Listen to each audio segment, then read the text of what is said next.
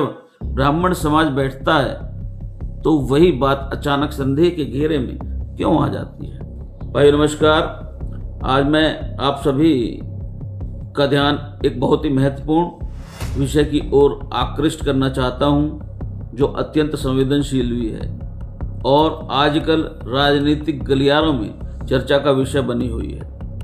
यह कोई विवादित घटना नहीं है, बल्कि जब से मेरे संज्ञान में यह विषय आया तब से मेरे मन में निरंतर बनी हुई है। और आश्चर्य की बात यह है कि कैसे एक सामान्य सामाजिक विषय को राजनीतिक रंग देने का प्रयास किया गया है। मैं भीतर से अत्यंत ही आहत हूँ। मैं काफ़ी दिन से बोलना चाह रहा था, लेकिन मेरे मन को मैं अपने आप को रोक लेता था, लेकिन आज मैं नहीं रोक पाया, क्योंकि जिस बात में ना कोई षड्यंत्र था ना कोई सत्ता की लालसा, उसे बिना कारण विवाद का रूप दे दिया गया।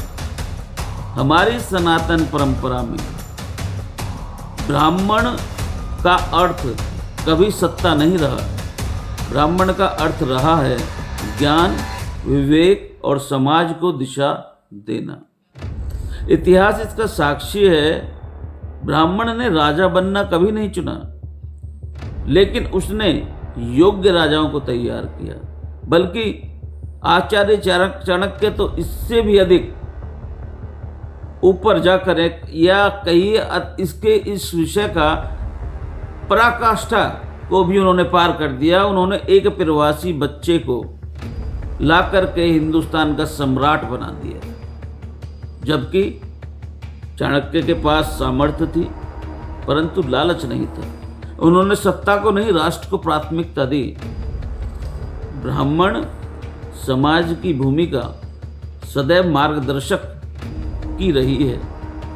जब ब्राह्मण एक साथ बैठते हैं तो वह बैठक किसी के विरुद्ध साजिश नहीं होती। वह विचार चिंतन और समाज के भविष्य पर संवाद होता है। हाल ही में जो बैठक हुई वह एक सामान्य सामाजिक संवाद था, एक साधारण सा भोज था, जिसका उद्देश्य आपसी संपर्क और सामाजिक विषयों पर समन्वय था। लेकिन जिस प्रकार से इस सामान्य बैठक को राजनीतिक रंग देने का प्रयास किया गया, वह अत्यंत ही दुखद है। इससे पूर्व भी मैंने देखा है और सभी जानते हैं कि क्या क्या इसमें घटित हुआ है लेकिन इसे जातिवाद का नाम दे दिया गया, इससे राजनीति से जोड़ दिया गया। यह बात मुझे बहुत अधिक पीड़ा देती है। मैं एक सीधा प्रश्न पूछना चाहता हूँ कि जब समाज की अन्य बिरादरियां बैठती हैं उसे सामाजिक समरसता कहा जाता है, लेकिन जब ब्राह्मण समाज बैठता है तो वही बात अचानक संदेह के घेरे में क्यों आ जाती है। एक बहुत ही सरल बात है, छोटी बात है, पर अत्यंत ही गहरी बात है कि यदि समाज आपस में नहीं बैठेगा तो हमारे बच्चों के विवाह और संस्कार कैसे होंगे। क्या यह भी राजनीतिक का ही विषय है, उसका पार्ट है। हम ब्राह्मणों को नहीं जानेंगे यदि, तो हमने ब्राह्मण कहाँ से अपने बच्चों की शादी करेंगे। एक बहुत छोटी सी ये घटना थी, और यह कोई पहली घटना नहीं है। ऐसी सामाजिक बैठकों का जो इतिहास है वो बहुत पुराना रहा है, लेकिन इस बार इसे जानबूझकर बड़ा बनाया गया, क्योंकि कुछ लोग हर सामाजिक विषय को राजनीतिक लाभ के चश्मे से देखते हैं। मैं यहाँ एक बहुत स्पष्ट कर देना चाहता हूँ एक बात, कि हमारी निष्ठा पूर्ण रूपेण भारतीय जनता पार्टी के साथ है।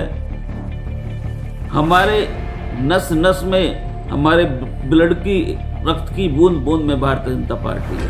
हमने कभी पार्टी के आदर्शों से समझौता नहीं किया। हमने हमेशा सरकार और संगठन को सर्वोपरि रखा है। हमारे लिए भारतीय जनता पार्टी सत्ता का माध्यम नहीं, राष्ट्र निर्माण का एक संस्कार है। कुछ लोग इस विषय को लेकर उपहास कर रहे हैं। समाजवादी पार्टी के जो बड़े नेता हैं, जिनको काफी लंबा समय राजनीति में हो गया, वो इस पर व्यंग्य कर रहे हैं। यहाँ तक कि अखिलेश यादव जी भी इस बात को मजाक में ले रहे हैं, ब्राह्मणों का मजाक उड़ा रहे हैं। ये अच्छा नहीं लग रहा कि हमारे कुनबे की परिवार की, भारतीय जनता पार्टी का जो परिवार है, ये कभी इसको कोई हिला नहीं पाया। लेकिन एक सामान्य बात को ऐसे महत्वहीन लोगों का बातें सुननी पड़ रही हैं जिनका हमारे यहाँ कोई स्थान नहीं। यह विषय जितना बड़ा बनाया गया, असल में उतना बड़ा था ही नहीं। लेकिन जब समाज के मार्गदर्शक वर्ग के सोचने और बैठने पर सवाल उठाए जाते हैं तो पीड़ा होना स्वाभाविक है। अंत में इतना ही कहना चाहता हूँ, ब्राह्मण समाज कभी विभाजन का कारण नहीं रहा। वह हमेशा समाज को जोड़ने वाला तत्व रहा है। आज भी हम वही भूमिका निभा रहे हैं।